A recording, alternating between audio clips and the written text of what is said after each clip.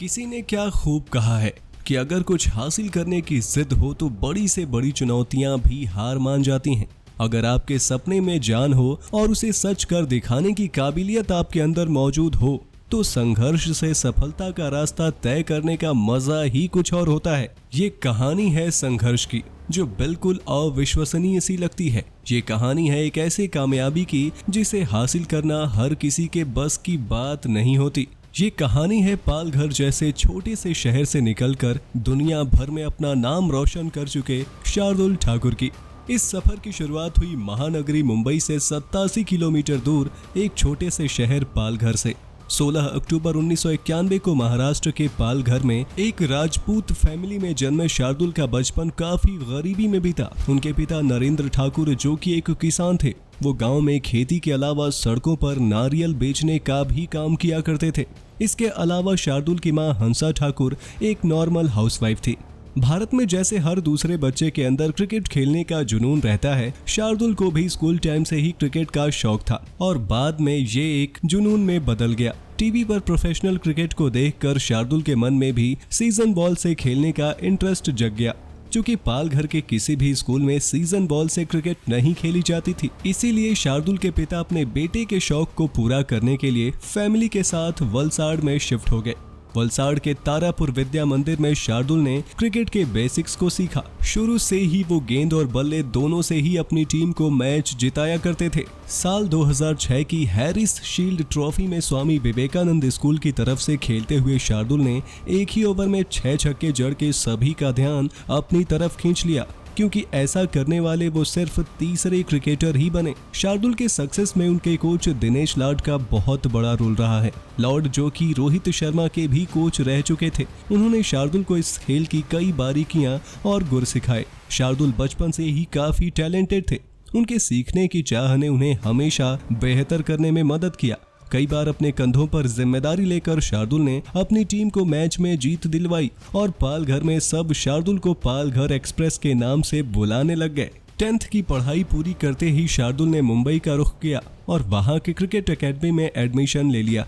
चूंकि उनकी एकेडमी पालघर से 90 किलोमीटर दूर थी, इसकी वजह से शार्दुल को रोज सुबह 4:30 बजे की लोकल ट्रेन पकड़कर एकेडमी पहुंचना होता था। ये उनके हर दिन का स्केड्यूल बन गया। लोकल ट्रेन में सफर करने वाले दूसरे पैसेंजर्स उन्हें काफी डीमोटिवेट करने की कोशिश करते। अरे क्यों अपना टाइम पास कर रहे हो, अपने पिताजी की खेत पर मदद करो, क्रिकेट में कुछ नहीं रखा, इतनी दूर से आकर थोड़ी ना कोई इंडिया के लिए खेलता है।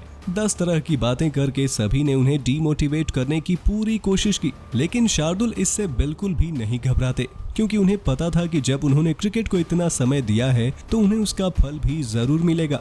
शार्दुल ने मेहनत करना कभी नहीं छोड़ा और उनकी मेहनत आखिरकार रंग ले ही आई। लोकल टूर्नामेंट्स में लगातार अच्छे परफॉर्मेंस करने वाले शार्दुल को साल 2012 में मुंबई की रणजी टीम में सेलेक्ट कर लिया गया। राजस्थान के खिलाफ शार्दुल ने रणजी डेब्यू किया, लेकिन पूरे टूर्नामेंट में कोई खास कमाल नहीं कर सके। 4 मैच में 82 की खराब औसत से सिर्फ 4 विकेट ही लेने में कामयाब रहे। बढ़ती उम्र के साथ साथ शार्दुल का वेट भी बढ़ने लगा। लोग कहने लगे कितना मोटा है, कैसे ये रणजी टीम में टिक पाएगा। उस वक्त शार्दुल ठाकुर 84 किलो के थे, लेकिन शार्दुल का हौसला कभी कम नहीं हुआ। उन्होंने मेहनत की, अपने फिटनेस पर काम किया। कुछ ही महीने में अपना वेट 13 केजी कम किया और अगले सीजन में फिर से रणजी ट्रॉफी में धमाकेदार वापसी की। 2013 रणजी सीजन में शार्दुल ने 6 मैचों में 26.25 के एवरेज से 27 विकेट झटके। साल दर साल उनका परफॉर्मेंस ऐसे ही निखरता चला गया। अगले साल के रणजी ट्रॉफी सीजन में शार्दुल ने अपने परफॉर्मेंस को और बेहतर किया। 20.81 के एवरेज से 10 मैचों में 48 विकेट झटके। घरेलू क्रिकेट में शार्दुल ठाकुर के जबरदस्त प्रदर्शन को देखते हुए जल्दी ही शार्दुल को रिवॉर्ड किया गया। 2014 के आईपीएल में पंजाब किंग्स ने शार्दुल को 20 लाख के बेस प्राइस पर खरीद लिया। हालांकि उस साल उन्हें खेलने का मौका नहीं मिला, लेकिन अगले सीजन दिल्ली डेयरडेविल्स के खिलाफ शार्दुल ने अपना आईपीएल डेब्यू किया। लेकिन काफी महंगे साबित हुए। 3 ओवर में 38 रन देकर शार्दुल ने सिर्फ 1 विकेट हासिल किया, लेकिन रणजी ट्रॉफी में शार्दुल शानदार गेंदबाजी करते रहे। सौराष्ट्र के खिलाफ 2014 से 15 सीजन के फाइनल में 8 विकेट झटककर उन्होंने मुंबई को 14th रणजी ट्रॉफी टाइटल जितवाया और तब लोग ये कहने लगे कि शार्दुल T20 के लिए नहीं बने हैं। 2016 के बीच IPL में ही पंजाब किंग्स ने शार्दुल का साथ छोड़कर एक तरह से उनकी बेइज्जती कर दी।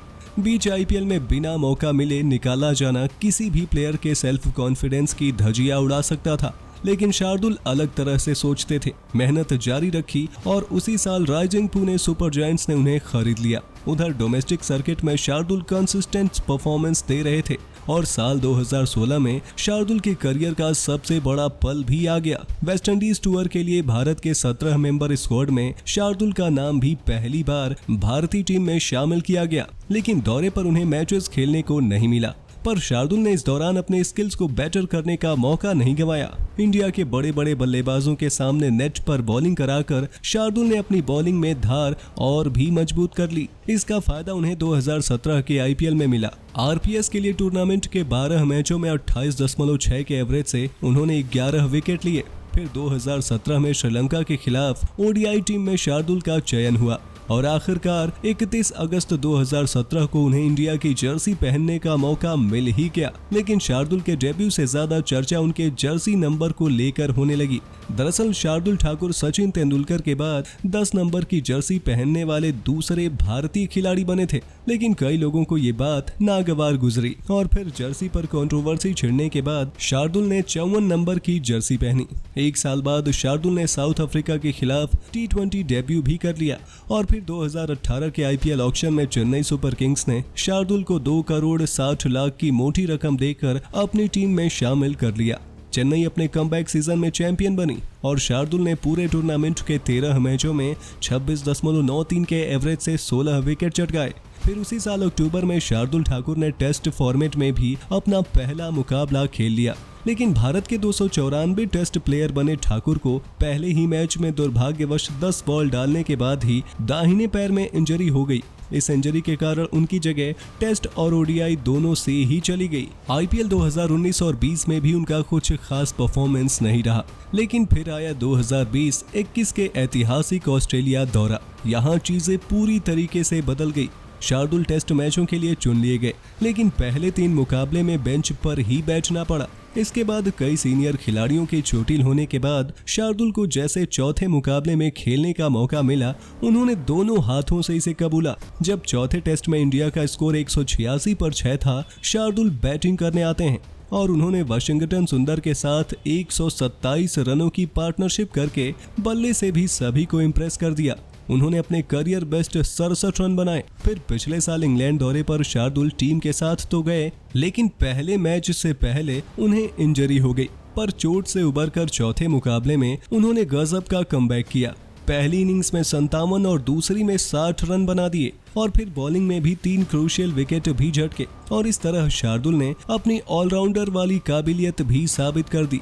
यहीं से शार्दुल को भारतीय टीम में लोगों ने लॉर्ड की उपाधि भी दे दी। लॉर्ड शार्दुल ठाकुर के अंदर मौजूद विकेट टेकिंग लक ने उनकी IPL team Chennai super Kings को 2021 में चौथी बार चैंपियन भी बनवाया। शार्दुल ने 16 मैचों में 21 विकेट लिए और फाइनल में 3 विकेट झटककर CSK को फाइनल में जीत दिलवाई और IPL के प्रदर्शन की बदौलत उन्हें T20 वर्ल्ड कप में अक्षर पटेल को रिप्लेस करके भारतीय टीम में शामिल कर लिया गया। इसी बीच पिछले साल ही शार्दुल ने अपनी गर्लफ्रेंड मिताली के साथ सगाई की और बहुत जल्द वो शादी के बंधन में भी बंधने वाले हैं। इसके अलावा बीते साउथ अफ्रीका के दौरे पर भी शार्दुल ने लॉर्ड वाला काम कर दिखाया। 4 जनवरी 2022 का दिन शार्दुल कभी नहीं भूलना चाहेंगे, क्योंकि साउथ अफ्रीका के खिलाफ टेस्ट करियर में पहली बार 5 विकेट हॉल लेकर पालघर एक्सप्रेस ने अपनी सफलता में और 4 चांद लगा दिया। हालांकि टीम इंडिया के लिए ये दौरा निराशाजनक रहा, पर लॉर्ड ठाकुर ने उस दौरे पर काफी सुर्खियां बटोरी। हालांकि इसके बाद फ्रेंचाइजी क्रिकेट में शार्दुल ठाकुर का प्रदर्शन का स्तर उस हिसाब से भी रहा जिसके लिए वो जाने जाते हैं। CSK से रिटेन नहीं किए जाने के बाद ठाकुर 2022 में नई टीम दिल्ली कैपिटल्स में शामिल तो हुए, पर यहाँ शुरुआती दौर में उनका फॉर्म कहीं खोया हुआ था। लेकिन जब टीम को इस स्टार गेंदबाज की सबसे ज्यादा जरूरत थी, तब शार्दुल अपने लॉर्ड अवतार में आखिरकार वापसी करने में कामयाब हो ही गए।